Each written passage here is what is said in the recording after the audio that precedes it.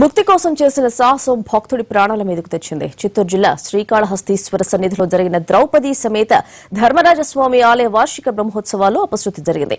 ఉత్సవంలో భాగంగా ద్రౌపది మాతకు ప్రత్యేక పూజలు నిర్వహించి చప్పరంపై ఊరేగింపుగా అగ్నిగుండం దగ్గరకు తీసుకొచ్చారు. అగ్నిగుండంలో కణకణలాగుతున్న నిప్పులను గుణచారి పసుపు వస్త్రాల్లో తీసుకువచ్చి అమ్మవారి కొంగులో మూటగట్టారు. అనంతరం నిప్పులపై తొక్కుతూ అటూ ఇటూ తిరిగాడు. దీంతో భక్తులు అగ్నిగుండం తొక్కి మొక్కులు చెల్లించుకున్నారు.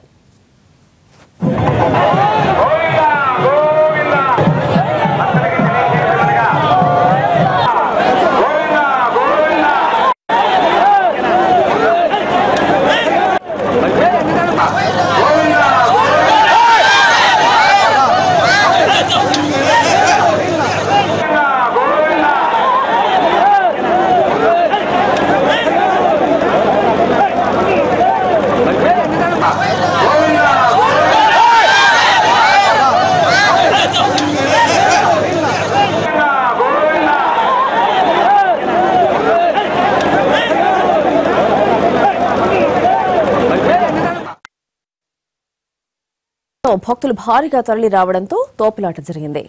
టీవీఎం కండ్రిగా చెందిన సుబ్రహ్మణ్యం అగ్నిగుండంలో పడి తీవ్రంగా గాయపడ్డాడు. వెంటనే అప్రమత్తమైన సిబ్బంది అతన్ని బయటకు తీసి ఆసుపత్రికి తరలించారు. ఆలయ సెక్యూరిటీ అత్యుత్సాహం వల్లే ఈ ఘటన జరిగిందని భక్తులు మండిపడుతున్నారు.